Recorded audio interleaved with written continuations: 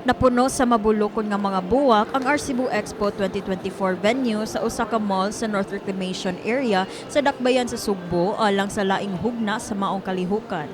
Subay sa Flores de Mayo, misentro sa Santa Cruzan og debosyon alang sa mahal nga Birhen Maria ang tema sa maong expo. Gibuksan kagahapon Mayo 29 ang Cebu Expo 2024 nga gipanguluhan sa mga mayor ug uban pang opisyal sa ika-4 nga distrito sa lalawigan sa Cebu.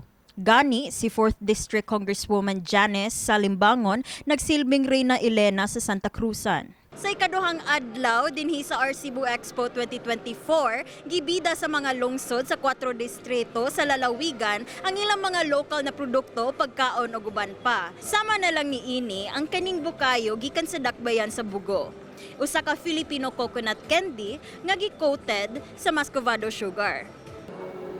Gawas sa lamian nga mga pagkaon o delicacy sa matag lungsod ug dakbayan sa 4th District, nagkadaiyang local products sa potensyal nga tourist spot sa dakbayan sa Bugo ug sa mga lungsod sa Tabuelan, San Remigio, Medellin, Bantayan, Tabugon, Santa Fe, Bantayan ug Madridejos ang gibida sa mga tourist officers.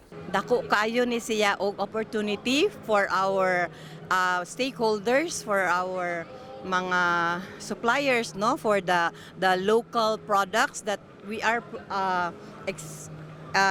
gi-exhibit nato karon. Kanang they always look forward ani every year that they will prepare their products to be displayed, no. Tinguha sab sa maong expo ang padayon nga pagtabang sa mga micro ug small entrepreneurs sa matag LGU. Nagkanayon ang tourism officer sa Bugo nga si Jocelyn Tan nga maayo kini nga oportunidad sa mga nanimuyo sa dakbayan sa Cebu sa pagpalit ug pagsuporta sa ilang mga local products. Not all our products nga available diri sa syudad.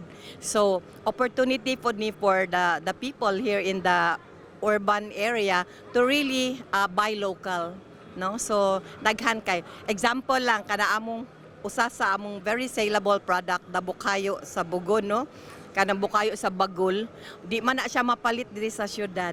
So, they always wait for this opportunity nga naay ing aning exhibit nga makapalit sila. Dunasay mga food ug product innovation sa maong expo sama na lang sa seaweed salvaro o kining tanglad nga mantika nga gikalipay sa mga customer. Ang tanglad hydrosol.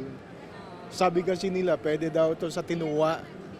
So instead of gumamit ka ng tanglad, edi ito na lang. Sabi drop na lang, pwede daw siya. So we'll try.